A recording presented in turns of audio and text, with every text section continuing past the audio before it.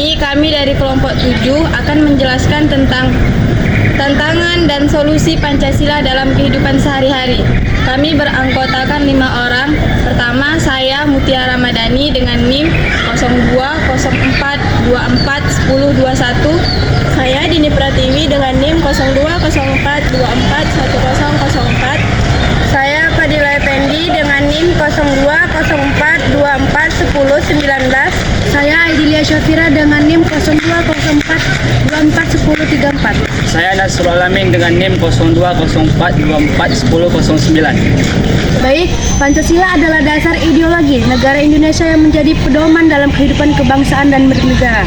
Pancasila diambil dari 2 kata dalam bahasa Sanskerta, yaitu panca yang berarti 5 dan sila yang berarti prinsip atau asas-asas.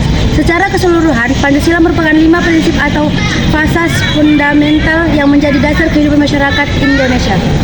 Pancasila pertama kali dirumuskan oleh para pendiri bangsa dan disahkan dalam pembukaan Undang-Undang Dasar 1945 pada tanggal 18 Agustus 1945. Pancasila bukan hanya dasar negara tetapi juga menjadi pedoman moral, etika, dan ideologi bangsa yang mencerminkan identitas dan nilai-nilai luhur Indonesia.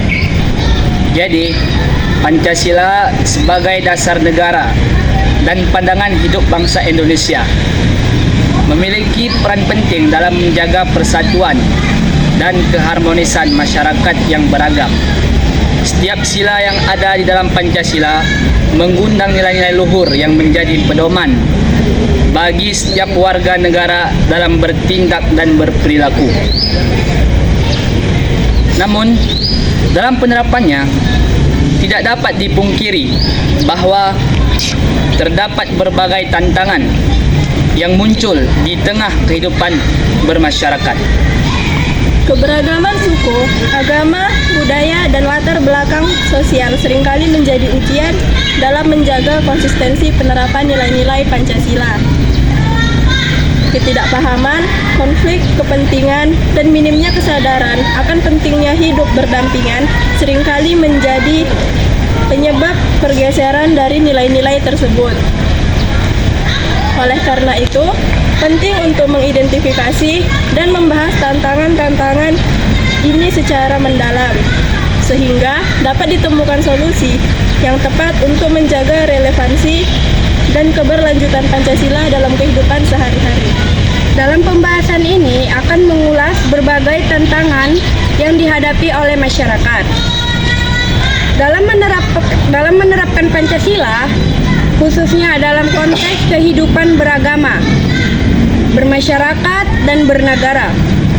Dengan memahami agar permasalahan dan mencari solusi yang tepat, diharapkan nilai-nilai Pancasila dapat diteruskan menjadi fondasi dalam menciptakan masyarakat yang adil, makmur, dan harmonis. Sila pertama, ketuhanan yang Maha Esa. Tantangan yang hadir dari sila pertama ini ialah kurangnya toleransi antar umat agama. Seperti kita lihat, ada beberapa kelompok masyarakat yang menganggap bahwa keyakinan mereka lah yang paling benar di antara keyakinan yang lain, sehingga membuat mereka sulit menerima perbedaan agama yang ada di sekitar mereka. Dan terkadang kelompok masyarakat ini memberlakukan aturan atau tindak diskriminatif terhadap agama-agama minoritas yang ada di tempat tersebut. Contohnya ialah seperti kasus penolakan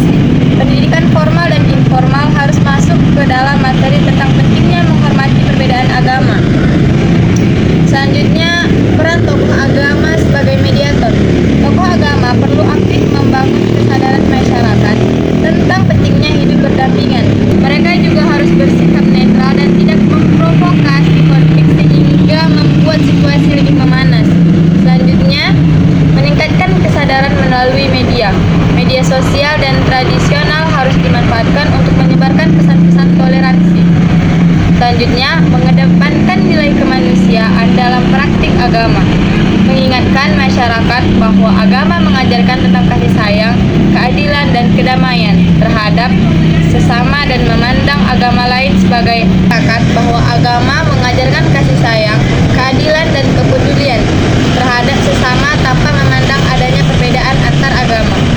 Sila kedua, kemanusiaan yang adil dan beradab. Tantangan yang terdapat dalam sila kedua adalah diskriminasi dan ketidakadilan sosial. Masih ada praktik diskriminasi berbasis agama, ras, suku, atau golongan tertentu. Ketidakadilan dalam hak sosial, ekonomi, dan hukum juga sering terjadi.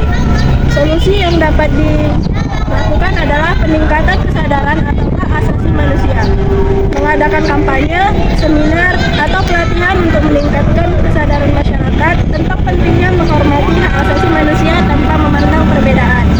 Yang kedua, kurangnya kesadaran akan nilai kemanusiaan. Sebagian masyarakat kurang memahami pentingnya sikap saling menghargai dan menghormati, sehingga muncul tindakan tidak beradab seperti kekerasan, perundungan, dan ujaran kebencian. Solusi yang dapat dilaksanakan adalah penegakan hukum yang adil. Pemerintah harus memastikan bahwa hukum ditegakkan secara adil tanpa pandang bulu, sehingga keadilan sosial dapat tercapai. Sila ketiga yang berbunyi Persatuan Indonesia. Ada pula tantangan dari sila ketiga, yaitu perbedaan antara suku, agama, ras, dan antar golongan yang bisa disebut dengan SARA. Keberagaman SARA di Indonesia berpotensi memicu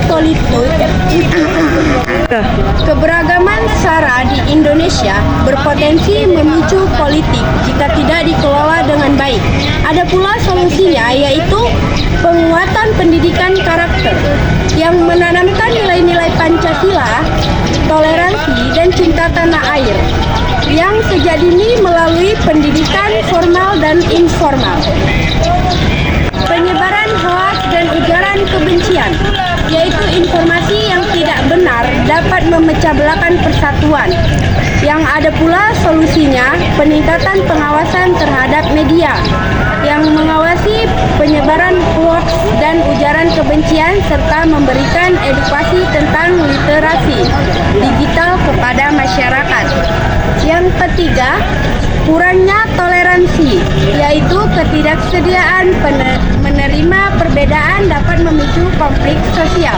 Ada pula solusinya, pemberdayaan kearifan lokal, menggunakan budaya dan tradisi lokal sebagai alat untuk mempererat persatuan bangsa. Sila keempat, kerakyatan yang dipimpin oleh hikmah kebijaksanaan dalam permusyawaratan dan perwakilan. Jadi dalam sila keempat ini ada tantangannya, ialah kurangnya partisipasi masyarakat. Jadi banyak masyarakat yang kurang berpartisipasi. Contohnya seperti tidak mengikuti pemilu, tidak mengikuti pemilihan, ataupun tidak mengikuti diskusi publik. Jadi solusi yang dapat kita ambil ialah menyadarkan partisipasi masyarakat, pemerintah ataupun organisasi masyarakat sipil dapat menyadarkan orang-orang yang berpikir sedemikian. Sila kelima, ada pun tantangan sila kelima, keadilan sosial bagi seluruh rakyat Indonesia. Ketidaksetaraan hukum. Hukum seringkali lebih berpihak kepada golongan tertentu daripada golongan terkecil.